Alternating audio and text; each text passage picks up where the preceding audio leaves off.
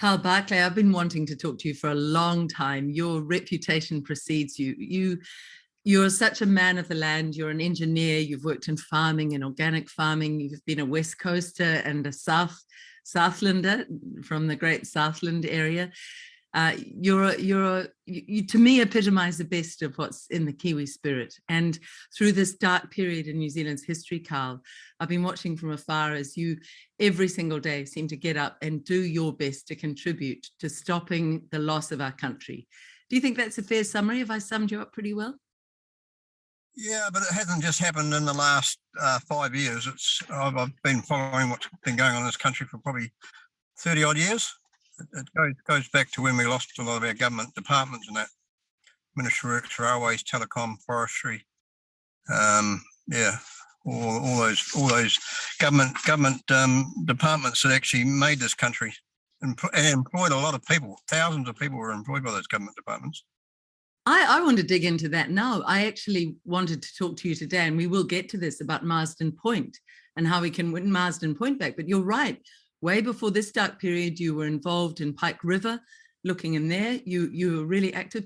But take me back, because many New Zealanders are not aware of how profoundly we lost our country 3 decades ago. What happened, Karl?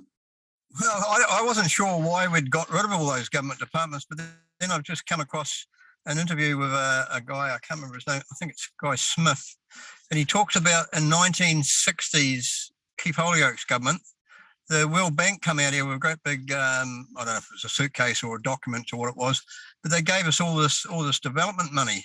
And at the same time, 62 was when they started building Marsden Point. So around the 60s and 62, 65, there was all this government money that was being spent on development, but it had major fishhooks, and the fishhooks were that you had to get rid of all these government departments and get rid of all these government employees. So we haven't got rid of the bureaucrats, we've actually got rid of the people that actually physically got out there and did work. Like we had the railways, had 25,000 people, we had forestry, NZED, Ministry of Works, and Lands and Survey have taken over, or DOC's taken over what they were doing. Between Lands and Survey and New Zealand Forest Service is where DOC's come from. So we've lost those 5 or 6 big organisations that employed a lot of people, trained a hell of a lot of apprentices, and kept this country going, because a lot of companies worked for them and supplied stuff to them. And I manufactured forklifts when I did my apprenticeship, and we did a whole lot of other hydraulic equipment, and it's all gone now. We import all this stuff.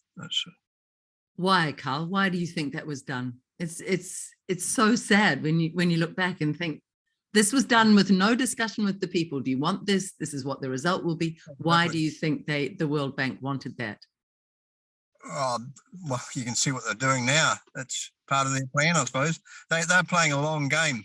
They're like the Chinese. The Chinese play 100 years, 1,000 years, and our politicians only play from one term to the next 3 years to the next term.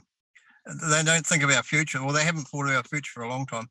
When Marsden Point was built, back when Keith Holyoake built it, that was built with New Zealand's fuel security as the main reason it was built. And for 58 years, it gave us that security. And I've just come across some documents. I sort of segue away from it. I just come across some documents about the Marsden Point closure, and Australians being the Australian government. Scott Morrison, his government invested $2.4 billion into 2 oil refineries in Australia. Now, our government tried to tell us Marsden Point was too small, it was uneconomic, and we needed to get rid of it. Well, one of the refineries in Australia, our refinery was 135,000 barrels a day. I haven't got it written down in front of me now, but the Ampol one, I think it's only 120,000 barrels per day, and our one was 135,000 barrels a day. But the Iraqs have just built a brand new one for $6 billion, and it's 140,000 barrels per day. So wait a minute, it's $6 billion in Iraq, and it's only just a little bit bigger than the output of our Marsden Point one. It was 5,000 barrels a day more. That is shocking, Karl, because what was that? Our ones are actually bigger than the Australian ones that are left. There's only 2 refineries left in Australia now. And they're running short of fuel. We could be exporting fuel to them because we had such an efficient refinery. Our refinery was one of the top 10 refineries in the world. Put out the best product, put out the best bitumen. Another document I got there about the bitumen is that Marsden Point produced 100,000 to 120,000 tonnes of bitumen a year. And then there was another group that was importing 50,000 tonnes a year. Now we've got a whole 170,000 tonnes having to be imported. And it's poor quality and costing us 3 times the price. And it was a byproduct of making their oil. If people doubt the change in bitumen, just look at our roads. There are potholes everywhere across the country. And with these floods, it's breaking down our roads so quickly, whereas we produce top quality bitumen before ourselves. So just getting back to what you said, this is going to be an interview, I think, where I will be left reeling a number of times. We were told Marsden Point had to be shut down because it wasn't efficient, that it wasn't effective for this country. And you've just said the Iraqis are building one with billions that is only slightly more efficient in its output than New Zealand's Marsden Point was. So it's a complete lie there, Karl. Is that a lie? What you're saying about efficiency's got nothing to do with it. It's the capacity to be able to produce the barrels of crude oil. That's how they register what a refinery is capable of. That's not the quality of the product coming out the other end of it. The quality coming out the other end of it was why Marsden Point was classified as one of the top 10 refineries in the world, because they had tweaked it.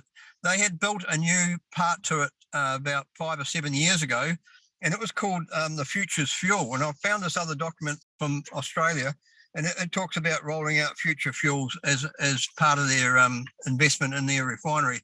Well, Marsden Point has started that 5 years ago with one of their new cracking plants, which was giving them a higher grade fuels. And yeah.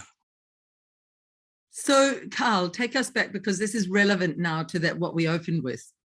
This sort of denuding of New Zealand, of our good resources, of our good people, of our good training, of our independence, of our sovereignty. This goes right back to the 60s. And Marsden Point is one of our later examples of how we're having the best parts of us sold off, taken off, shut down. Why? That question I said to you before, and you said they play a long game. Do they want this country on our knees? Do they want us on our knees?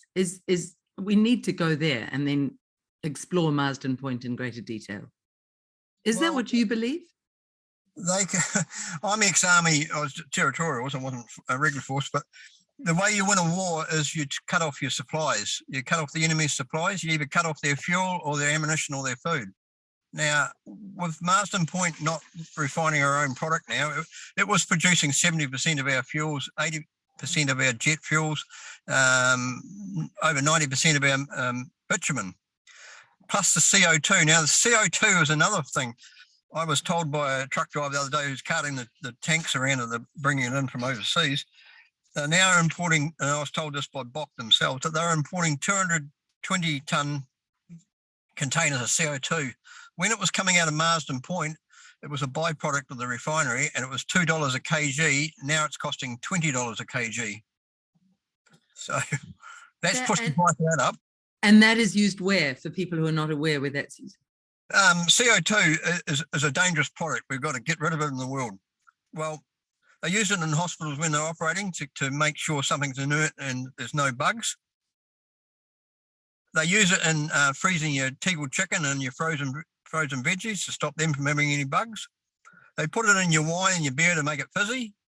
They use it in glass houses to make your veggies grow quicker, because when CO2 is in the atmosphere, all the green plants suck it up through photosynthesis and turn it into oxygen. And the funny thing is, the atmosphere has only got 0.4%, not even 0.5% of the atmosphere is CO2. And it's at what they call 400 parts per million. But funny enough, your body breathes out 95 times more than that, another subject again, at 38,000 parts per million in every breath you breathe, and you breathe 12 or 20 times a minute. But they say CO2 is dangerous. It's only dangerous if you're wearing a mask and you're holding 5,000 parts against your face and it's starving your brain of oxygen. That's the only time it's dangerous. Carl, the whole basis of the climate change fear mongering starts to fall away when we talk like this. Yeah. I mean, I know that there is going to be a lot of bullying, as there was in the COVID-19 rollout, of anybody who questions this climate change narrative now that is being pushed at us. I want to say very clearly here, I believe in looking after our planet. I absolutely believe in doing the best by Mother Earth. I totally do not believe in anything coming out of Agenda 2030, the World Economic Forum, the United Nations, and being adopted and pushed at us by these politicians. So you articulate that really well. These politicians, they come and go. They always think short term. They think about their own interests and surviving for their own pay packets. And we've seen that with our 120 at the moment. But are you saying many of them are unaware that there's been this long-term World Bank sort of plan? No, I've been talking to somebody that's been digging into how our political thing works. When you become a politician and you end up in the caucus, you end up being the executive, and the executive, you never step down from that. You're always part of the executive, and they know exactly what's been going on in this country for a long, long time. Really? So we have many prior politicians who could absolutely blow the whistle on all of this nonsense and tell the people what's really going on. Winston Peters is running around with a new petition wanting to save Marsden Point. Why didn't he do it 5 years ago when the old senior shareholders, founding shareholders, some of them have got hundreds of thousands of shares, they're in their 80s and 90s now. Those original shares are worth $40. They wanted to have an inquiry on the way Marsden Point was being run, and these documents prove that they had several lots of management that were there to run this thing down and get rid of it. To start with, 2 years ago, they got rid of the bitumen processing, so that wasn't available in New Zealand out of Marsden Point. So that's when we started getting the poor quality roads.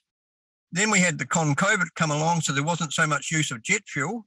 Now the whole economy in the world's picked up again. If we had this refinery, we would be pumping and making a lot of money out of it, and we could be exporting product from it because other countries have cut back their refining capabilities, and we could have been making this thing even bigger.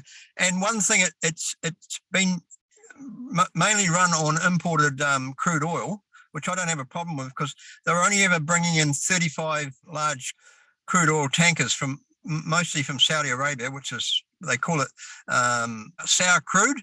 It's real thick bituminous type oil, which makes the best bitumen because it's got this thick residue. A sort of viscous, strong, thick quality to it. Viscous. It's more viscous than oil. It's thick and tarry, like coal tar that used to come out of the gasworks. So that makes the best bitumen because it's sticky and it's really solid, and you can make good stuff out of it. And also at that point of processing, that's where they bring out the oils that do your motor oils, your gearbox oils, your hydraulic oils, all in that process at the bottom. The fuel goes out at the top of the process because it's light and gaseous, and it starts off with diesel, and then it goes to jet fuel, which is kerosene. Then it goes up to petrol and the different grades of petrol, and then it goes to avgas, which is like the highest octane of petrol. So that's how the process works. And they've managed to tweak Marsden Point and pressurize it and do more with it than other refineries around the world because they've got a small, close knit group of experts here, tradespeople and technical people that knew how to make the process even better. That's why they were so good at it. That's why Kiwis are sort across the whole of New Zealand and the whole raft of jobs. They always go looking for a Kiwi because the Kiwi knows how to nut things out. Yes. We'll put an interview underneath actually on that point with somebody who'd worked there, who modified the chimney, even the whole way the chimney worked. It was just brilliant. You can just see the brilliance of the man. And we'll add that underneath this interview. So that's heartbreaking. Go into the reasons that Jacinda Ardern used to sell the idea to New Zealanders that this needed to be shut down. What were the reasons she gave the poor old beguiled population who at that stage were believing everything she said? Well, reading this report from Australia with Morrison putting money into one of these refineries in Australia, that refinery was built in 54, our one was built in 64. So it's 10 years older than our one, and they pumped $1.2 billion into it to keep it going. It's So crazy. So why did Jacinda say she chose to shut this down? This needed to be shut down. What were her reasons, as far as you're aware, Karl? I honestly don't know what their reasons are, apart from them saying it was too small and uneconomic. Yes, and we've just heard you say that Iraq is building one for billions. That is not much bigger, right? That really takes care of that. Yeah. In terms of keeping these politicians leashed, what's the threat to them if any of them do stand up and tell the truth? Any of them who've been in that executive branch of government? Oh, I don't know what's going to happen to them. They'd certainly get better support from the public of New Zealand. Yes, they A would. lot of the voting public in New Zealand are not aware of what's been going on in this country for the last, I don't know, 50 or 100 years. How far back does it go? Yeah. I think that's where people just can't seem in New Zealand yet to fully comprehend that a government could be willing to hurt us, to harm us, to kill us even, to absolutely denude our resources, and above all, to lie to us constantly. And that's where I now begin with everything coming out of the government mouth. All right, let's look at the disaster of Marsden Point. She has done how much damage in her shutting down? There were rumors at the time that concrete was being poured into those pipes and that it would never be able to be opened again, even if it could be salvaged. Do you know if those rumors are true, Karl? I don't know personally whether they're true or not, but I was out there a couple of weeks ago as I was coming back down south, and the refinery, as far as I'm from what I can see from outside the gate, it's still standing and intact. I've seen photographs from the Northern Advocate showing them smashed up, well, not the control room, but they talk about the control room being smashed up, but photographs of them cutting cables at some of the switchgear, and one of the heat exchangers had the end covers gone, and the heat exchanger had gone out of that, which is a whole series of pipes. I'm an engineer. We can rebuild those. A&G Price and Thames can cast up new castings for it, machine them up. One of the boiler makers can make the new element that goes inside with the pipes. It's just like a boiler, but it's one you can pull apart. A boiler normally can't. As far as the control rooms and wiring being cut up, well, it's going to be a job trying to stitch it back together again, but there'll be wiring diagrams that show what wires went to where. And as far as the control gear goes, we've put in more modern equipment that's probably going to do away with 20 operating staff anyhow, so, and make it even more efficient. So, and if we have to build a new refinery, well, we either build a new refinery or we run out of fuel, because the 35 tankers I was talking about, and we had 2 coastal tankers delivering around the other 9 ports around New Zealand. We've now got 175 similar size of those small tankers coming in from Asian refineries, from about 7 other refineries around Asia. And they're taking anywhere between 18 to 22 days to get to New Zealand. So they're on the water for a long time. Another thing, one of the operators told me, he says, when we made the fuel at Marsden Point, it was put in settling tanks, and it was settled for 2 weeks before they transferred it across to the distribution tanks that ended up in the pipeline going to Auckland, or in the tankers going around Northland, or in the coastal tankers going south. Now it comes in on these ships that are taking 18 to 22 days sailing to New Zealand, and sometimes rough conditions. They're so shaken up that the fuel's contaminated, and that fuel is now being unloaded straight out of port, straight into the tank that's going to be put straight into the road tanker that's going to come to the service station and fill up their tanks, which is going to go into your vehicle or go to your farm or business. So at that point, how good is the quality of that fuel? Is it up to spec still? Has it got contamination in it? We've had 2 lots of contamination already. We had some jet fuel, and apparently before that there was a whole shipment came in from China, and the whole shipment was sent away, wasn't even unloaded at Marsden Point because it was so out of spec. Whereas when Marsden Point was operating, they could have respec'd that fuel if it had been one of the other importers that had brought it in and they've had issues, because they had that a number of years ago when other importers were bringing in the 30%, had issues with their products. They brought it back to Marsden Point to either blend it up or reprocess it. just listening to you, I can hear how practical you are, how much you have New Zealand's interest at heart. And this government, this two-bit little fish and chip woman from Morrinsville, who went and trashed this national resource. I mean, even if she'd mothballed it for a more sensible government that can run a country to come in, I mean, let's hope that miracles can happen. But even if she'd mothballed it, she didn't have to allow it to be trashed. And it does rest with the person who's at the head of the snake when something like this is done. Well, what happened, it wasn't in her hands. It was in the hands of Grant Robinson and Megan Woods when they signed the agreement to sell Z Energy, which was our retirement fund. And Z Energy is all the service stations around New Zealand and all the large fuel tanks at most of the ports and the pipes and pumps at most of the ports, because that was Shell Oil originally, was taken over by our government as our pension fund. They sold it to Ampol Australia, and the conditions of sale or purchase was that the refinery had to shut down. Otherwise, Ampol was going to walk away from the deal. So that's why they shut it. It just gets more and more shocking. Why would they have sold our pension fund? And what exactly, for Kiwis who don't understand this, young Kiwis, what does that mean when you talk about our pension fund? How was that implicated in the lives of all Kiwis? Well, back in my day, we had Norm Kirk's pension fund that he bought in, and by now it probably would have been $4 billion in the kitty. And Muldoon's government, I remember I can't remember what age I was, probably 15, I suppose. He had these Cossacks marching backwards and forwards across our TV screen and saying, "Look out for the Reds under our beds," because Norm Kirk's pension fund was going to put 15% or make available 15% to go into New Zealand businesses. If businesses wanted to upgrade things, they could go on and borrow against this fund. And Rob Muldoon, he said it was communism. And then we had Helen Clark come along, and her reformist government. We had Fisher and Paykel wanted to take the whole world on manufacturing the whiteware here in New Zealand, but she wouldn't back them up. She wouldn't back them up and give them a bit of assistance to make it happen. So they took their stuff offshore. They went to Mexico, I think, to start with, to try and get into the American market, and that didn't work. And then they end up selling it to higher China. Well, in New Zealand, down in Dunedin and in Christchurch, there's a company called Scott Technology. And they built a machine, it's called a line machine.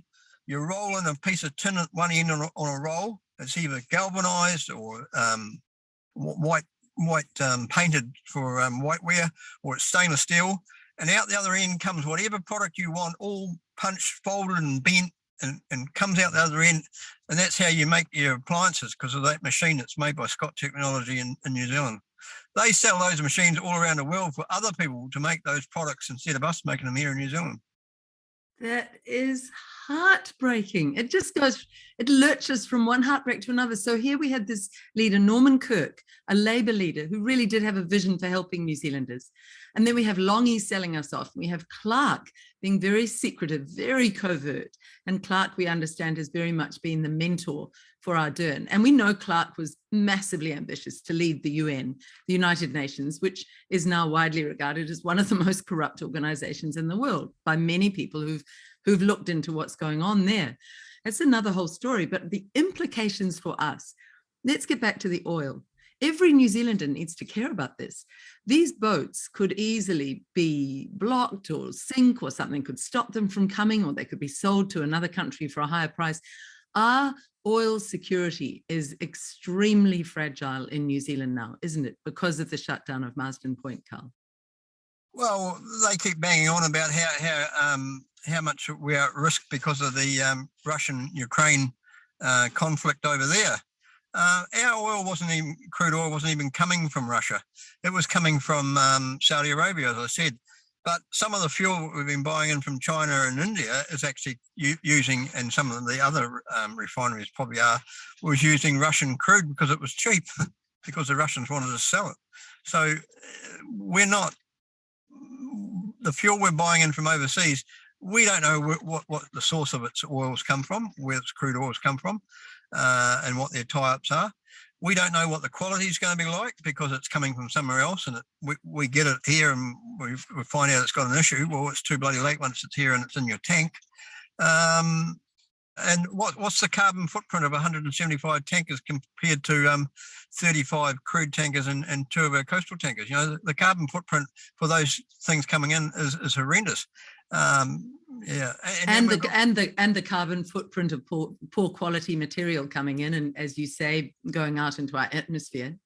And then we got to add the carbon footprint for bringing in the CO2 that was only costing us $2, now costing us $20. We've got to add in the carbon footprint for bringing in the sulfur that was the byproduct from the diesel and jet fuel, which was making our fuel was probably cleaner burning because we were taking the CO2 and the sulfur was coming out of it at our process. So and the other thing is, I saw the other day that New Zealand's deficit was looking like it was in the red. That was before they've figured in the cost of importing this fuel from overseas. Wasn't in that latest budget, which was about a year old. So we've only April last year is when Marsden Point shut down. So we're just about 12 months into the process. So what's that doing to our overseas exchange rate? Are we really in the red? Absolutely. And many Kiwis who are researching and know now that any numbers coming out, any figures, official figures from the government, you have to take them with a very large bottle of grains of salt, not just 1 grain of salt. You know, they play around with their numbers all the time to mislead us. Well, you look at the death rate. They're talking about the death rate in New Zealand's now gone up 20%. Well, I looked at the death rate pre-2019. In 2018, we had 33,000 people average dying in New Zealand. And out of that, 620 or 520 to 620 died from the influenza. So we've got this figure of 33,000 with 20% increase in death rate for New Zealand in the last 12 months, year on year. That is 6,600 more people have died in our nation compared to the average of 33,000. So that's 1/5 of the death rate is increased year on year. I wonder why. That's since the rollout of the COVID response. The all-cause mortality is something to really look at, New Zealanders. I mean, this is what is so rich about a conversation with you, Karl, because you obviously take in a very wide view, but then you can narrow in on one specific issue. I want us to narrow in on this Marsden Point issue. What can New Zealanders do to get behind a man who has put so much energy into caring about this very important resource for all New Zealanders? How can we save Marsden Point, Karl? Well, I've got a little campaign I started. I bought some shares in Marsden Point back in June. I ended up buying 103 shares I bought. When I started buying them, they were about $1.05. They're up to $1.47 a share now. And I did that so I could actually say I'm a shareholder in the place and that I should actually be able to have a say in what's going on. And so what I've now got with Share Easies is a link to my share page in Marsden Point, which is now called Channel Infrastructure. And when you go onto that link, which you've got there, Liz, people can buy whatever amount of shares they like. I'm just saying buy 100 shares. If you want to buy more, you can. And if we end up with 10,000 with 100 shares, then we go and knock on the door and say, out, we've got new management coming in to run this place. We'll get rid of the board of directors, we'll get rid of the senior management, and we'll put people in there that want to get our refinery going again. And there's plenty of people out there that have got those skills who are ex-employees and ex-directors and people like that would come back and support us. We've also got a reasonable group of Kiwi investors all around New Zealand who are the founding shareholders, and I've talked to a few of them. Some of them are in their 80s and 90s now, which is quite tragic. Their age is getting to the better of them. But they've got 100,000 shares plus in the refinery, and their original shares are worth $40 each. So that's quite a huge investment. But 5 years ago, when they tried to do something about having an inquiry on what was going on, there was no politician that stood up and said, "Yeah, we'll back you up." Where was Winston Peters in all this? He's from Northland. He knows all this going on. So when you buy these 100 shares or whatever you want to do, I get a $5 credit. You get a $5 credit. So the other day I ended up with another $40 in my little kitty there for it. So I bought another $40 worth of shares. So I'm And going your whole goal is to buy Marsden Point back for the people and run it by real people. I don't know if we have to buy it back, but we have to buy back the control. And Yes. it's a public shareholding, and the government says, "Oh, we couldn't do anything because it's a public shareholding. We can't control it." But between the shareholding that Z Energy, which the government owned, and ACC had in Marsden Point, they had over 30% stake in Marsden Point. They had a third share in it. They had the controlling share. They had the decision to close it by selling it to Ampol. If they said, no, the conditions are the refinery carries on, Ampol would have walked away and we still would have had our refinery and we still would have had our pension fund. What are they doing with that $2 billion they got for that pension fund? Exactly. I was going to say Megan Woods and Grant Robertson are implicated there, and they get off a bit scot-free. And James Shaw, his name's on the document as well. Oh, James Shaw, who many are posting and asking why an elected politician and his party will block anybody who puts a negative comment on their threads on Facebook. That is not democratic. So these people, do you know why they so wanted to, was it just about getting their hands on the money to sell this off to Australia? Was it just greed? Was it just to have a big purse? Well, I don't know what they're doing, because I see they're investing in ports of Auckland, which now they're talking about getting some overseas, Saudi, I think it was, or one of those Arab countries to run the ports of Auckland. And this pension fund money is supposed to be going into that as well. So I don't know what they're up to. But Karl, do you think these people could honestly run a piss up in a pub? Do you think they could organize anything? They just seem unable to be adept at anything that is good for the people of New Zealand. They seem utterly incompetent. They wouldn't let Sean run a piss up in his shooters bar just recently. No, they wouldn't. And it wasn't even... It was a BYO, so you didn't even have to sell the booze. People were bringing it They sent the police in. But really, do you think in the sorry annals of our history of New Zealand politicians who are looking, when we look back now, increasingly corrupt, many of them, do you think this is one of the worst bunch we've ever had, this group of 120? It's more than Labor, because the month April, when it shut down Marsden Point, that month leading up to the 30th of May, when they actually finally laid off all the operators, 250 odd operators, they were cleaning the plant out and washing it and getting it into the point where they could do their maintenance. Anyhow, they do that every 4 to 5 years. They do a deep clean on it and take out the catalyst and send it away to clean it, or clean it themselves and send some of it away that can't be cleaned, and put in fresher catalyst. We had Chris Lux in Waipu at a public meeting, and I was there with Brad and that, digging at Marsden, and I kept wanting to talk, and he wouldn't let me stand up. And then finished, I just stood up and said, right, you've just gone on about saving our farmers. What are you going to do about saving Marsden Point? Because without that refinery, we don't have any fuel for our farmers. And he said, I'm making an election issue. I says, mate, it's an issue today. You need to say to the people here that you're going to do something about saving this refinery tomorrow, not in 6 months' time. He has got no intention of saving that oil refinery. He should be the opposition. He should be making a lot of noise about it. He hasn't. He's allowed it to happen. His government, his national government, has allowed it to happen. Over the last 20 or 30 years, all those politicians have just let these things happen. And what we're talking about, those logs that are going past, and the logs that got washed down the river and looks like it killed a lot of people with those logs. Those logs are going. This is in Gisborne, is it? This is in Gisborne. Yeah.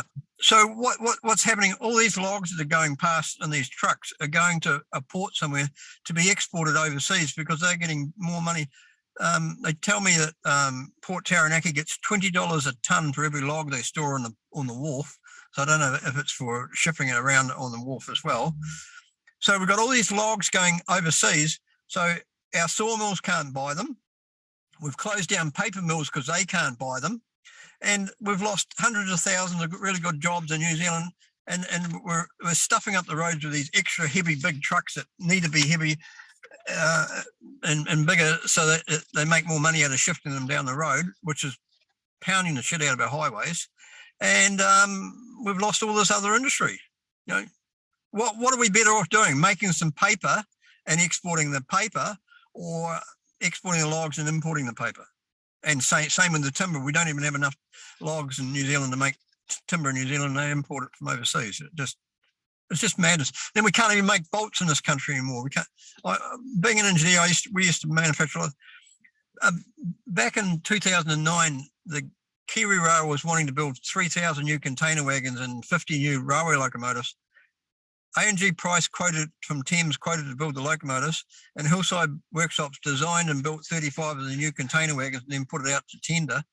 The 500 wagons went to China and the 40-odd locomotives went to China, and they were a total disaster. Whereas if they were made in New Zealand, they would have been high quality, employing people in New Zealand, paying taxes, and A&G Price had the opportunity to export another 10 locomotives to Australia. They were completely going to be made here, and they were worth $40 million. And Bill English's government just didn't even talk to either Kiwi Rail or A&G Price. And with Kiwi Rail, they were $12.5 million dearer for the 500 wagons. And that $12.5 million was to upgrade Hillside Workshops, which was a 130-year-old big old building, and put in a modern plant to build 3,000 of these wagons. Now, they give them to China, then Shane Jones and his government coalition government come along. He gave $20 million to Hillside to upgrade it. Then Jacinda comes along with this government just by herself, bowls over the workshops and gives them $80 million to build a new plant to assemble 1,500 more wagons from China, employing 45 New Zealand staff, and 10% of that is going to be apprentices, 4.5 apprentices.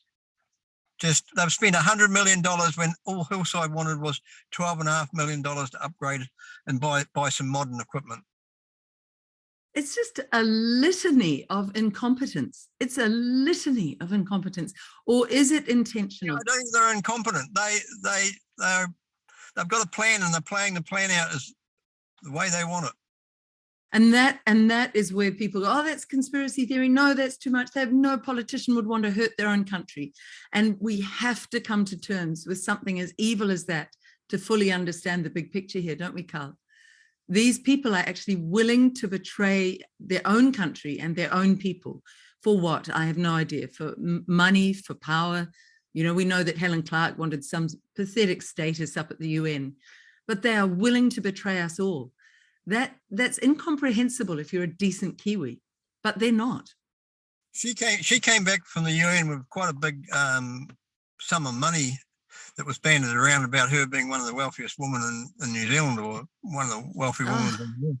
What does it even mean? None of us can take it with us. She will die one day and go, damn, I missed it. I can't take it with me. I missed what life's about. She's a fool. This figure was, I can't remember. It wasn't millions. It was like $1 billion, but it was quite a few numbers in it. It was available, and I used to put that link up quite a bit, and all of a sudden it disappeared. You couldn't find it anymore. So I've got it in a diary somewhere. I should go and dig that diary out. Yeah, send it to us. Send it to us. I mean, corruption of the soul at that level, I just don't get. We're here for a tiny wink of time, and then do we leave the place a better world or not? Now, I just need to get back to your points about the quality of this ridiculously unnecessarily imported fuel now that we're getting from China because of this incompetence. I could hear when you were telling me about that, the cries of the wokesters going, well, there we go. That's why we need electronic cars. That's why we need to get away from oil. Oil is the baddie. Karl, what do you say to that? Well, we've had oil products in this world for 150, 200 years. The automobile's been around for a long, long time. Oil was used before automobiles came along. Oil seeps out of the ground down near Moana, down near Greymouth. There's a oil seep there at Kutuku. The oil seeping out of the seabed around New Zealand. Otago has it washed up on the beach. It's a natural product. It's given to us. It's and when it ends up getting spilled on the ground, yeah, it looks bad, but it's just going back to where it came from. If you're not growing vegetables or grass there and getting some livestock to eat it, what's the difference? You know, we get oil spills all over the place, and they don't give a big panic about it. But these people that think they're going to do away with diesel and petrol. And I was talking to somebody in the industry yesterday, and this hydrogen, one of the engineer at Marsden we know quite well, he said that the hydrogen, when they put it in a pipe, it actually seeps through the pores in the grain of the steel. That's how dangerous it is, and it actually weeps through the steel and comes out through the steel, and can be out there contaminating and could explode. And this lady from the oil industry said that they've got plans of taking the LPG pipelines in New Zealand, which are about 2 foot, 4 foot, some of them are 4 foot in diameter, and pumping this hydrogen for it.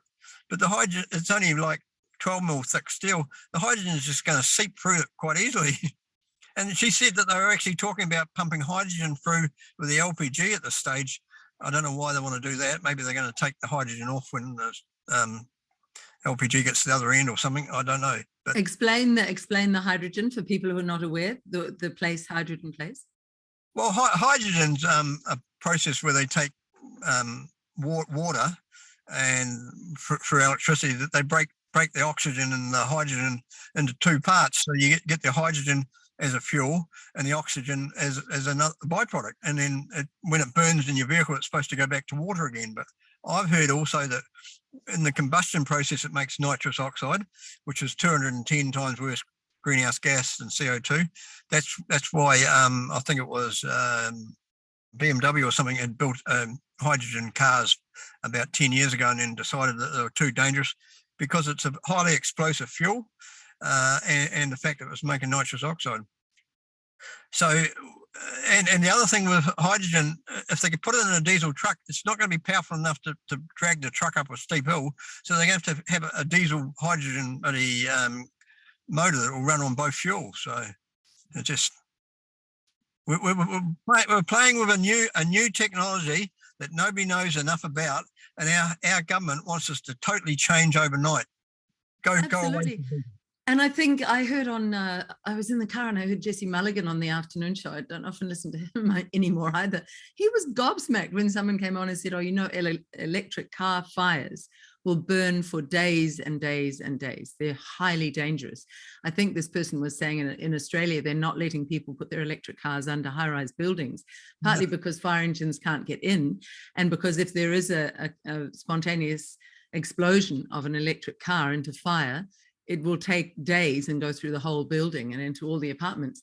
So, these undiscussed issues are not even being brought to the public attention. And Jesse Mulligan, the Radio New Zealand guy in the afternoon, went, "What? I've never heard of that."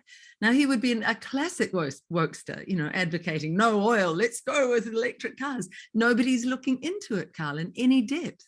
It's just a facile response, isn't it?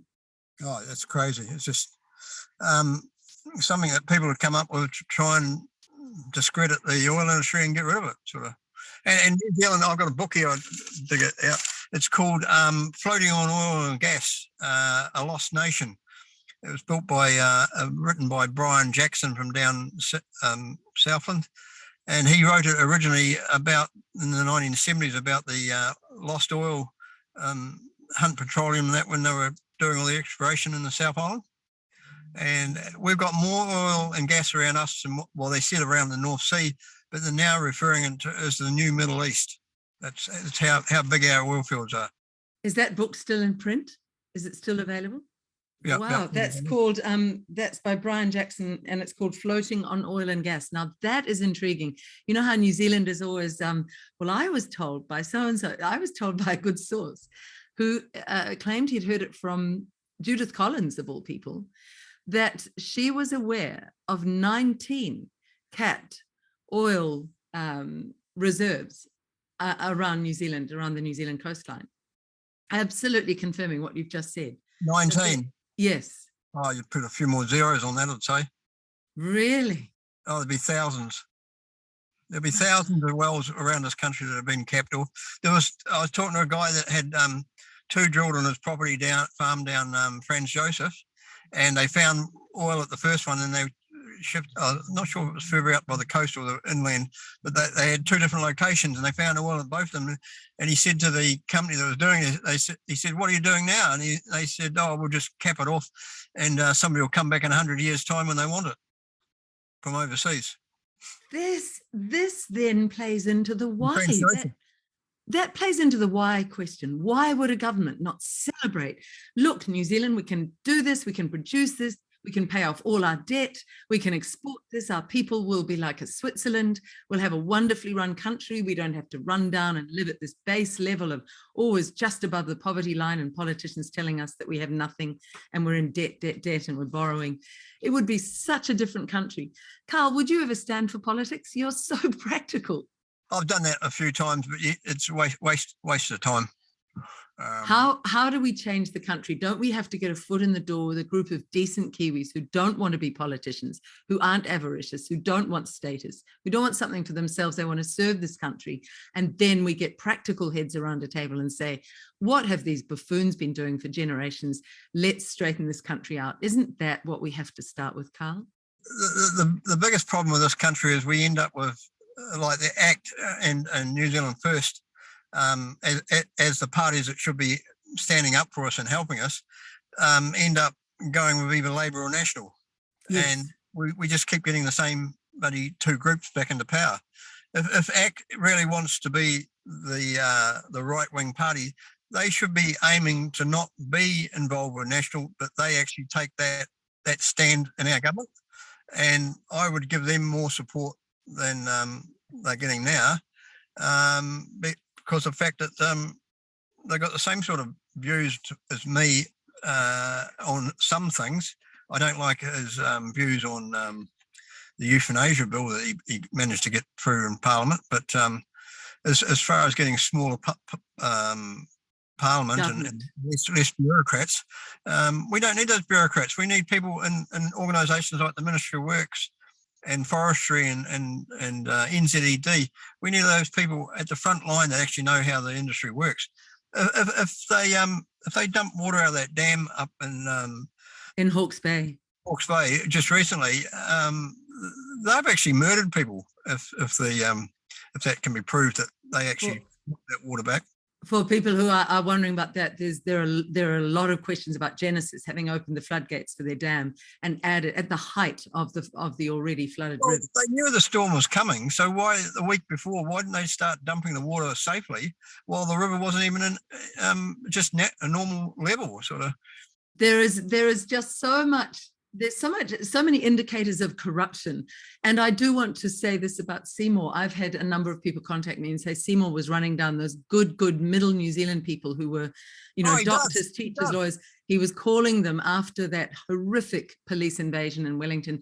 He had some small meetings and I had it confirmed by a number of people that he said, yes, they were a river of filth. So he is Mr. Facing both ways. And I wouldn't trust him. I wouldn't trust any of the 120 people in there now who didn't talk to those people in Wellington. Not one of them. I challenged him at the backbenches pub because he came over to talk to some people, and he was out in the garage out the back where the people go to have a cigarette. And I turned up there and I had my Pike River big poster, and I had two documents about the jab. And he said, "Oh, I'm not here to talk about that." I said, "No, I'm not here to talk about Pike River. I just heard you were here, and I was heading down the street with that stuff." I said, "Oh, this document here, have you read this one?" And he said, "Oh, what is it?" I said, "It's the safety data sheet from Pfizer." "Oh, yeah, I've seen that." I said, "Well, why are you allowing it to carry on?" I said, "This document states there's no available data on whole 7 pages." Well, I'm not allowed to buy or sell a product in this country without a complete and accurate safety data sheet. Anyhow, he didn't want to talk to me anymore after that. And then later on, I'd taken the stuff back to my van, and somebody said, "Oh, Seymour's heading off up Molesworth Street," up Molesworth Street. And I went chasing after him, and I said, Seymour, stop." And he turns around and sees me, and he runs faster up the street. And I got him just as he crossed over the lights. I said, "Seymour, come and have a look at this document. This is about the ingredients, and there's 4 lipids in it, and 2 of them are cholesterol. Come and talk to me about this." And he just took off. He didn't want to. Anyhow, this guy from Human Rights, his wife works for Human Rights. He said, "Oh, my wife would be interested in that information." So I gave him my details, but I never heard back from him. So that's how much Seymour he's aware of what's going on. And another thing is when going back to building these railway wagons down at Hillside Workshops, Seymour said, "Oh, this is like going back in time in the in Poland or one of those countries where men stood over fires and smashed bits of steel with sledgehammers and made sparks everywhere." So be it. If it employs 1,000 people and trains 100 apprentices and puts a whole lot of tax back into New Zealand, go for it. I don't care about the sparks and the hammering. Absolutely. They're not very bright, a lot of these Well, he's politicians. supposed to be an engineer, and he's not. He's an electrical engineer apparently, but yeah. But you know what the problem is actually encapsulated in that story. There is such an arrogance to so many of these people who get into parliament, even the bureaucrats. The idea is now we are special, we are above you, we're better than you, you're not very bright, we don't listen to the people. Whereas the people are very bright and the politicians are often lacking any vision, any real nuance or subtlety. And then there are the questions of corruption. So what do we do, Karl? What do we do to stop this absolute flood of corruption along with everything else in supposedly the highest echelons of our country? Who are their overlords? Many people saying, who was Cindy's overlord? Was it Klaus Schwab? She's very close to him. You know, was it Tony Blair, who's looking a very odd character on the world stage now, strutting and puffing his stuff? You can sort of narrow it down to a small group of people. They talk about being the 1%ers that are trying to control the world, and they're just greedy. They can't get enough. Some of the wealthiest people in the world have got trillions of dollars worth of gold. You know, what's warehouses full of gold for? Unless you're using it in an industry or using it as a currency, what's the point of having it locked away in a building somewhere? It's just madness. It is. It's truly mental unwellness at the highest echelons. But what do we do, Karl? What would you do as you're a practical man? How do Kiwis who are getting sick of this and want to speak out and save our country, what can we do next?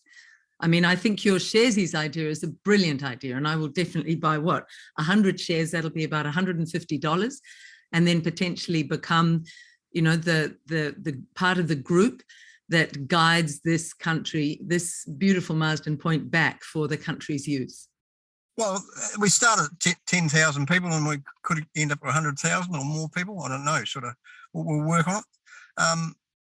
What I liken to what's happening in this world at the moment is we go back in history to Noah's Ark, and what happened in Noah's Ark, the whole world was destroyed because of the corruption and all the bad things going on in the world. And I liken this jab to being the modern day Noah's Ark. These people have succumbed to something that's going to destroy them, unfortunately. Hopefully there's a way out of it, because my 3 adult children have succumbed to it. I haven't bothered asking my daughters if my 3 grandchildren have been part of it, but I don't want to know that. So if the whole world perishes and we start again, the ones that are awake and manage to keep away from it, well, he talks about the meek inherit the earth. So you know, we're not the arrogant people that think they can rule over us. They keep all those politicians that keep talking about their money. Their money. It's not their money. They're paid by us. They're our servants. Absolutely. It's our money they're wasting instead of using it wisely. And when you were having to chase that silly little man up the road from ACT, instead of you having to go, hey, listen to this, it should have been the other way around. What can I do? I'm interested in your views. How can I help you? Imagine a leader who actually said that. Now, on the jabs, I think every family has had that situation. And to those people who say, oh, it's a conspiracy theory, go and look at the MedSafe site. There are 65,000 officially registered jab-injured Kiwis on the government's MedSafe site. And here's how you know what's been done is wrong. The government has never discussed those numbers with the people. The Prime Minister, Ardern, Hipkins now, they never come out in public and say, we've got a lot of jab-injured Kiwis. They never talk about it, do they, Karl? That figure you're talking about, is that 100% figure, or is that 5% figure like they used to talk about? We don't know. A lot of overseas studies say it could be between 1% to 5% of the actual number of injuries. Yeah. So it's a tiny drop in the ocean who actually make it onto the official register. It's a good question. When I was in Wellington, they were banding around these numbers about the injured in New Zealand, and it was 5%, and to get 100%, you're going to multiply it by 20. So I took those figures and I multiplied them by 20, and the adverse effects was like 750,000 adverse effects. The serious adverse effects is that people in wheelchairs in hospital and never being able to go back to work was about 30,000 of those, and the amount of deaths was around about 6,000. But they tried to play it down to only minute numbers. But at the same time, ACC said, oh, we've got 100,000 people on our books with adverse effects. So they had, back then, beginning of last year, they had over 100,000 on their books. So how many they got on their books now? Or are they calling them something else? The number of Kiwis, you know, your metaphor with Noah's Ark, the number of Kiwis beyond the jab itself will have to look themselves in the mirror and say, in New Zealand's darkest hours, I either stood up with honor and integrity and courage, or I lied, I dissembled, I went along with those who I knew were doing wrong. There'll be a lot of doctors in that category, there'll be a lot of bureaucrats in that category, there'll be a lot of TV people in that category and nurses. It's very, very shameful for many Kiwis. Still pushing it? Yeah. It's shocking. Now, look, Karl, it's such a rich conversation. So I'm definitely going to buy in on your sharesies, and we'll put that up. We'll keep that up on the screen for people to look at. I did a couple of other things. The Mount Messenger bypass. Let's lead with that now, something you're involved in. Tell us what's going on there. I knew about it a number of years ago because Sue Gray and them were trying to help Tony about 6 years ago. He's been fighting this bloody battle with the LTS or NZTA, building this road partly through his farm and partly through his grazing rights. He's got grazing rights that are in statute, so they can't virtually take them off him, but the Maori Trust that's got the land seem to think they can just get rid of him. They've actually built a fence up there across his boundary now in the last 2 or 3 weeks, and I was up there last week and they're adding to it. Now, for people who don't know, what's Tony's name, and just Mount Messenger, what the area of New Zealand you're talking about? Just Tony and Debbie Pascoe and Tony's family, Pascoes, have owned a farm there for 3 generations now. So it's Debbie and Tony's family are now the next generation, but they've sort of cut themselves off because the parents have been going through so much strife they don't want anything to do with it really at this stage. But they've got this farm that it's the Mangapiki Valley. When you go up there, if you get a chance, go and have a walk up there. It's 1,000-year-old forest up there, and it's a wetland. It's quite boggy, hard to walk through, but you can get through it. His cows go up and down there. They're big, sturdy animals. They can get through the swamp, and people say, oh, they're bad for the swamp, but they're actually keeping the weeds down. They're doing a good job. And they're doing exactly what the moa did 800 years ago when the moa were around. They used to eat the native forest up to about 3 meters high.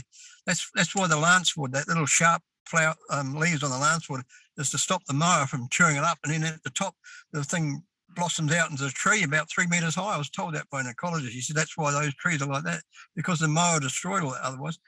So the Haast eagle used to fly around underneath this forest floor, not there, but down south, and other birds could fly around it. But once the moa went, the undergrowth came in, and then the Europeans brought the red deer and that to New Zealand, and they started eating it again. And Doc is saying, oh, no, you can't have that. It's destroying the forest. But they're only eating it to a lesser extent than what the moas were doing. So anyhow, you get up this valley, and it's got this little creek that wanders through it all over the place. What's the nearest town to Mount Messenger for people who do want to get up there and have a look? Oh, it's north of New Plymouth. So it's it's State Highway 3. You've got to go through that to get to Hamilton, and up to Auckland and that. But anyhow, so through the course of this valley, it's got this little creek that wanders around all over the place. And I said to Tony this morning, I said, that creek has been in that same position probably for 1,000 years. And he said, oh, I don't know about that. I said, well, at least in the last 200 years, that creek has never changed, because you can't see where it's ever gone anywhere before, because it's just a slow wandering freshwater creek. It's got all this amount of life in there. It's unbelievable. Then we've got Archie the frog. We've got long-tailed bats, and we've got kiwi there, 3 endangered species. There's about 40 different species there. There's another guy that was there the other day. He wants to go up and have a look and count and look and register all the native orchids that are there. A Maori lady come through the other week when we had our music festival. We've had two now with the first one. She came through and she says, wow, she says, there's so much natural remedies and medicines in this forest that she said, I've never seen it before. She says, and some of the moss was growing on the trees, like lichen growing on the trees. It was like 12 inches, 15 inches long. She says it's like that because it's pure. There's no pollution in the air there, and the water's so fresh and pure. But we've got people like Doc and Forest and Bird and that are all saying, yeah, it's okay, just destroy it, build this road. The road's more important, rah, rah, rah. But then they're saying, oh, we're going to try and save this and we're going to try and save that and we'll spend millions here. And we've got somebody up there at the moment at night time stealing the bloody kiwi eggs to relocate them somewhere else, and just leave them alone. Just let them be. Don't put any 1080 out there. There's never been any 1080. Everything's thriving. Tony says, well, if the rodents are that bad, why have we got kiwis breeding up here? You know, Stock are a disaster. I know. Honestly, Karl, this is just a litany of disastrous management of New Zealand. So they're wanting to put one of those hideous, massive, highways through this beautiful area, are you saying? Or how big is the road? We're talking about putting a 4-lane highway through to start with, but then Pasco's won't let them on their farm at the bottom, so they can't start the road from that end. So then they've gone around to the south side and they've taken over some land over there and started building it there. But because they can't get in from Pasco's, they've had to put on top of the Mount Messenger this great big orange tower, and they're putting this great big skyline, and they're going to cart the gravel in and out, the machinery in and out on this great big skyline. It's got a 60 mil diameter wire rope on it. It's huge. I saw them putting it up there recently. Bloody hell. Anyhow, they've got it anchored into this so-called rock at the bottom. And I says, that's not rock, mate. That's papa. This whole country here is papa. It's clay. It's not solid rock. You start loading this thing up with 15 ton of gravel and the whole thing weighs 30 ton or something, you're going to end up with, it might pop out of the ground, but I hope it bloody does, but somebody would hurt it. As we've seen all these slips in the rain. So again, Karl, what can Kiwis do who want to stop this? Who's the minister in charge? Who's running this mad idea? Damien O'Connor won't engage them over the Ministry Works Act. Well, Chris Hipkins is a new PM, so it falls on his sword. And then the other one would be Michael Woods, the Minister of Transport. So, Mr. The people in Wellington are a river of filth. That man, that creature. And Eugenia Sage, she was coming up to talk to us a couple of weeks ago, but she hasn't bothered to come back. She should be there. It's just ludicrous because there was a drilling rig come up a number of years ago to drill, see where the base was, and he came on Tony's property. Tony allowed him on, and he said, "Oh, I'm down 30 meters now, and I'm still finding water, so I might as well give up." Anyhow, they flew a smaller rig up where they're going to build a bridge or something, and he drilled there, and he says, "Well, same situation. It's 30 meters. That's 100 feet."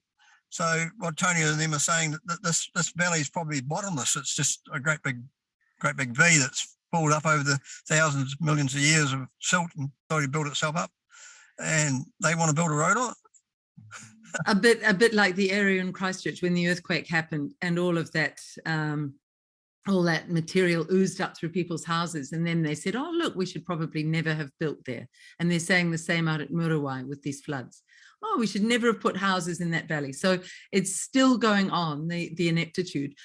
Could you tell Tony I'd love to talk to him and absolutely love to dig in there and encourage Kiwis to get involved. But how do you think we can get involved? Do you think send a message to Hipkins straight away? Stop what's happening at Mount Messenger. Stop it. Don't build the road there. Money for it. $206 million. Option Z is fix up State Highway 3. Lower it down a bit, take all the bends out, build a new tunnel and build a bridge across one of the little gullies. And within 3 years, we'd have that project finished. This other thing's starting at $300 million. And by the end of it, it'll be $1 billion. And we probably won't have a road in there anyhow because it's impractical. And they haven't got an area to take all the rubbish out they want to take out.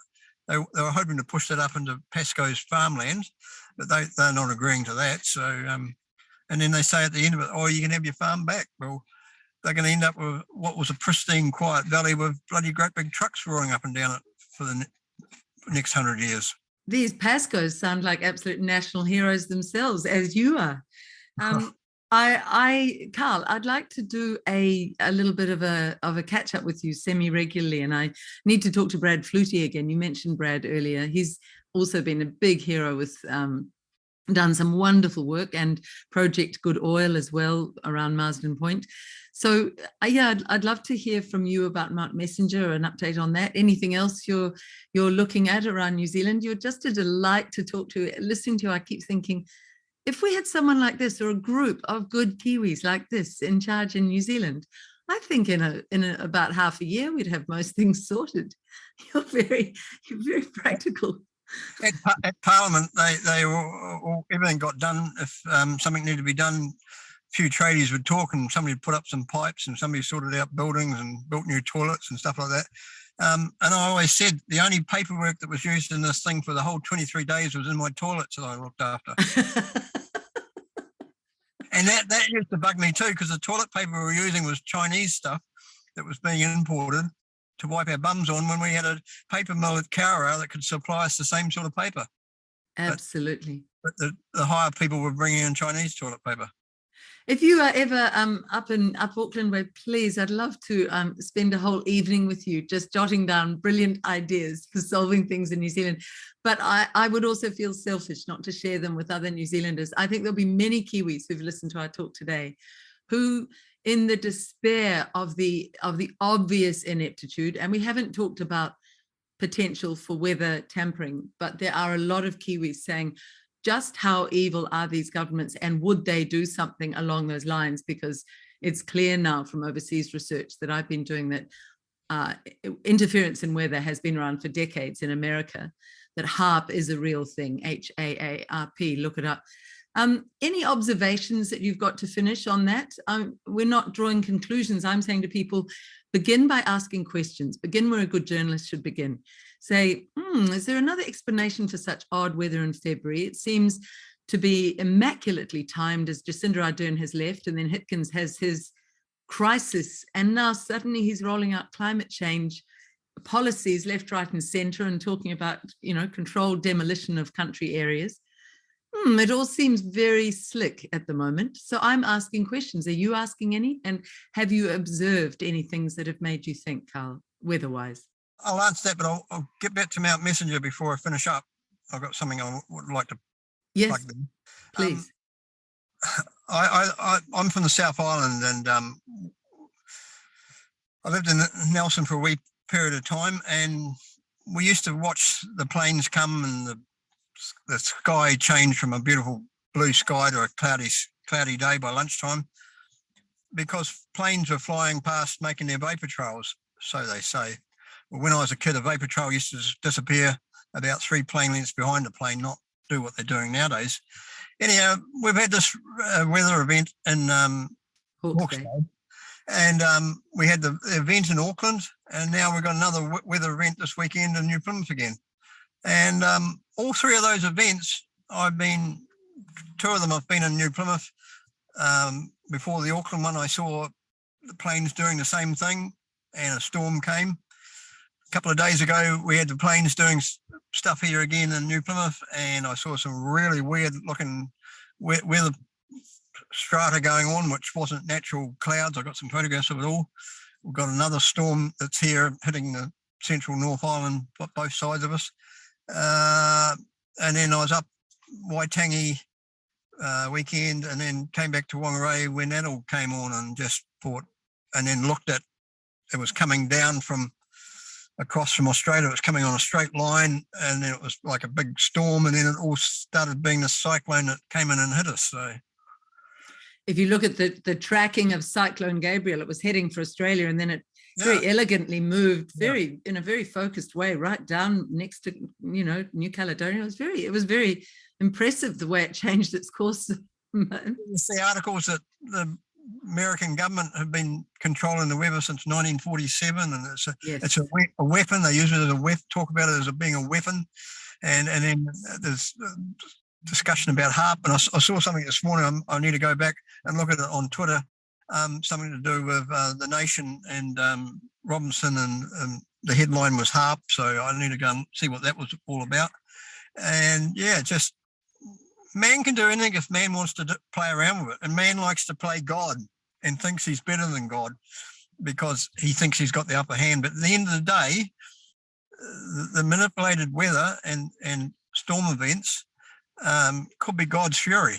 God has had enough of us. And one thing with what's happened up there with this big flood and all these people that have died, if it actually works out there has been thousands of people killed there, that's going to wake the people up in New Zealand, I hope. I think this is a waking moment that people are going to start waking up.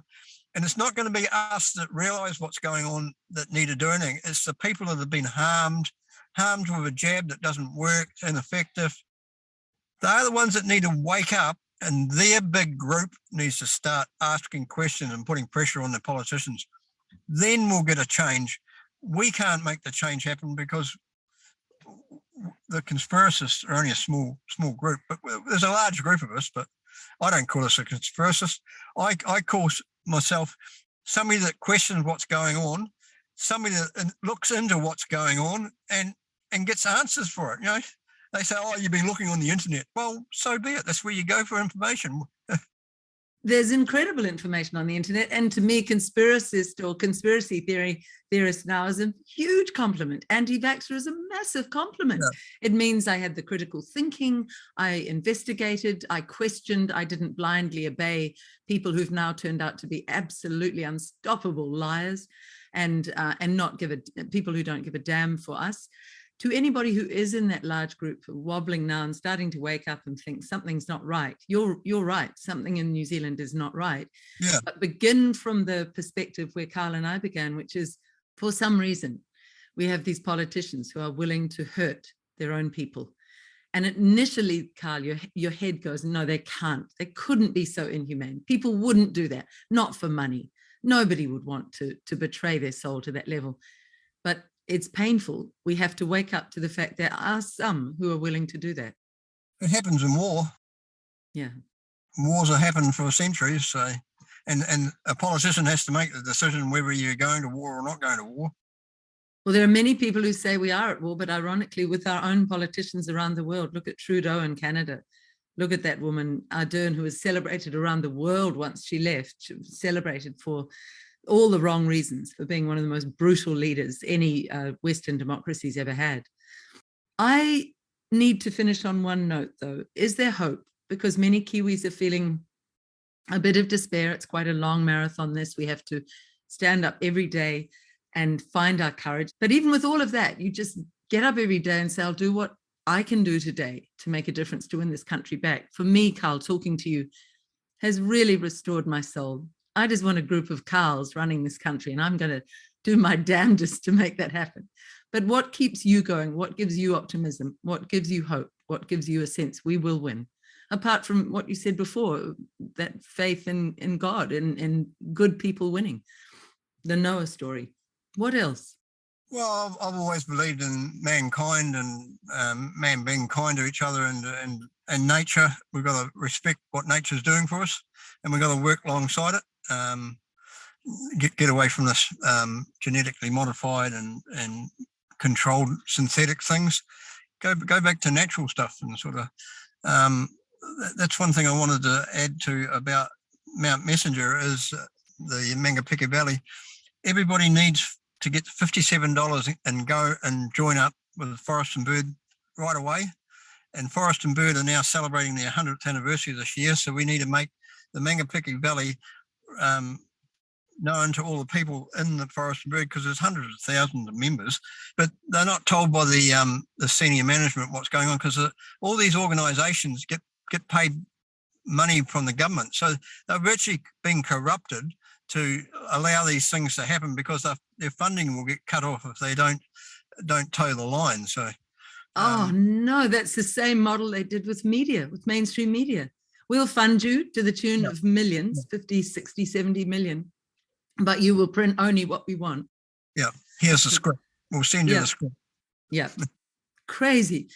That's a really good idea. So what? Join Forest and Bird. Yeah, for $57. Yeah, Isn't that a waste of our money? We're only shoring up the corrupt ones who are running it. because then we can go to their meetings and go to. They're having a protest around New Zealand very shortly to stop coal mining in New Zealand. That's another crazy thing I come across. Somebody rang me and said, "Oh, you need to get down to Huntly and talk to some people there." The Huntly coal-fired power station that people in Auckland need the power for, it's got a coalfield 12k away, and there's a cableway, not a cableway, but a conveyor system that runs the coal from the coal mine to the power station, and they probably take the ash back on a return trip, or truck the ash back to the mine and bury it. But they were bringing in the coal from Indonesia. Now, guess what they've done? They've changed the system, and they're going to bring in wood pellets from Canada and run it on wood pellets. So they'll use 5 times more shipments of wood pellets compared to imported coal, where they could have used coal that was only 12k away and employing Kiwis. And looks like Naomi James might be the new CEO there to overlook what's going on. And they'll probably turn around in 3 years' time and say, "Oh, it's uneconomic, we'll have to close it down." Because they've changed the source of their fuel. Instead of using coal, they've gone to bloody wood pellets from Canada. Is that cleaner burning? What's the justification? Oh, it probably is cleaner burning, but you're going to have to burn twice as much. So your carbon footprint on the ground shifting the stuff's going to be horrendous. Plus bring it, yes. Who's Naomi James? Tell us about her briefly. See, this is the thing with the conversation with you, Karl. It's so rich. There's another name I need to bring up actually before we close, and it's someone called Andrew. We'll get to him in a moment. Who's Naomi James? Yeah, but Naomi James, tell us about her. Well, the document says that she's she's not that outspoken, but she's controlled what's happened at Marsden Point. She came from Australia. She's closed down several oil refineries around the place. Now, when she came to Marsden Point, she was getting $1 million in 2020. And that was really the reason for having an 18-month strategic review process from when we started to look at options for the business through to when we made a final decision in November last year about the future plans for Marsden Point. In terms of the refinery model, the challenge was that we had a structurally challenged refinery here in New Zealand. It is very small by global standards, and we have globally uncompetitive energy costs in New Zealand. So getting a refinery that could work in those circumstances was a real challenge. We were also mindful of the direction we're heading in terms of carbon in New Zealand and the need to reduce our carbon footprint, and also needing to ensure that for our customers we had a really competitive fuel supply chain. So where that took us was ultimately to reach agreement with our customers that the conversion to a terminal was the best way forward, and to secure the support of all of our lenders and our shareholders for that change, and they were all really strongly supportive of that move. It's also, though, been a big part of our process to work really closely with government because of, the importance of the fuel supply chain to any country. And so we've been really supportive of the steps that government has been taking as well as part of this transition, looking at our domestic stockholding policy. And proposing changes there to make sure that we continue to have a really strong and resilient fuel supply chain in New Zealand. And then by 2021, her salary had gone up to $2 million. But in the meanwhile, the refinery has gone from a position, its financial books of being balanced on 31st, 2019, to being $552 million and lost by 2021. So she made it look like it was uneconomical, and that was another excuse why the government wanted to close it. The capital value. She was paid an extra $1 million to come in from overseas and run it down. Gave another extra $1 million because of what she's achieving. Could I ask anyone in mainstream media who's watching this, could you look into Naomi James? We'd love to get some of your stories. How about you actually look into some of the corruption in New Zealand? So that's one name. And the other name I did mean to bring up was a fellow called Andrew. Tell us about Andrew and the part he's played. But the business perspective, the financial winner in the closure of Marsden Point is Ampol Australia. They have in 2 years achieved the closure of their only refining competition in New Zealand and the purchase of New Zealand's largest retail fuel distributor in Z Energy. This all to the benefit of Ampol and their refining operation at Linton, Queensland and Brisbane, Australia. The Linton refinery was subsidised to the amount of 1.2 billion Australian in early 2020 by the Australian government. Once this subsidy was approved, Refining New Zealand, in which Z Energy has a substantial shareholding, then employed Andrew Brewer, experienced in refinery decommissioning for Ampol Australia, to assist in the operational review of Refining New Zealand, which smooths the pathway to the refinery closure. Additional to this, Naomi James, who has a much more modest background in the oil and energy industry, also she could be involved with this power station, energy industry, is essentially a stooge, as employed as New Zealand Refining CEO to nominally oversee the refinery review under the guidance of the more experienced Andrew Brewer, so he's obviously watching in the background, giving her advice, was confidentially only employed by Refining New Zealand for 9 months. So Brewer was only there for 9 months and returned to Ampol Australia in 2020. But also in November 2020, he became the director of the board, on the board of Z Energy. Meanwhile, Naomi James pursued the closure of refinery, its rebranding to Channel Infrastructure, and gained that extra $1 million. So this ends saying, this we think is remarkable. It is also, we believe, something to merit investigation by the Serious Fraud Office.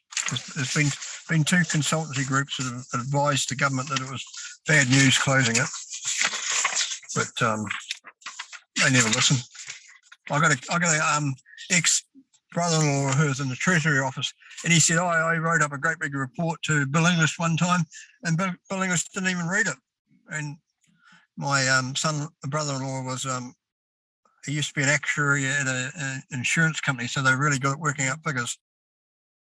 That says it all. Yeah. So Andrew Brewer, if you were summing him up, what would you say about him? Oh, he's lined his pockets. He's probably being paid well. He's probably been getting a bonus, because it's not just Marsden Point. There's a potential of us actually refining our own oil in New Zealand. The refinery was originally designed to use our oil, but then because it was run by BP Mobile and Shell, they were using their own crude oil from overseas. And that's another thing. They were only paying, I think, 33% less refining fees than what overseas refineries were charging. So it was actually cheaper for them to get it made, their fuel made in New Zealand. BP and Mobil apparently did not want to close the refinery because they closed their refineries in Australia. It's only Ampol and this other company, Viva or something, who've got the refineries. So let's go back to that question I asked, which was, what gives you hope? What makes you feel the fight is worth it? Well, I just hope that people in this country wake up to seeing what's happening in the world. You know, it's not just New Zealand, it's globally, you know, sort of. Do you think we can win, Karl? As long as we keep King Charles there, we can. I just saw an article this morning. As long as that monarchy stays there, we're under the Magna Carta, the 1688 Magna Carta, and the 18 something Bill of Rights. And the Bill of Rights is for all time, as long as we've got a monarchy running this country, or running the Commonwealth. I think that's another whole conversation. It's another huge conversation, but it's been fascinating talking to you, Karl. And do you overall feel, yes, we are destined to win? Do you feel that? when you put up all this effort in your fight? I think the people that went to Wellington and supported us throughout New Zealand, because there was hundreds of thousands of people supported us, they're the ones that are going to win. The ones that don't stand up and join in with people, like-minded people that are wanting to change things, they're the ones that are going to suffer. But as I said, it's going to be like Noah's Ark, and they're the ones that are going to succumb to the flood. Yeah. And it's a choice. It's a very salutary comment about the choices we each need to make now in our own lives, for our own families and our own moral standards. You're a very moral, ethical, brave man, Karl Barkley. Thank you. I've loved talking to you. That's good. Thanks, Liz, for making that contact. Wonderful.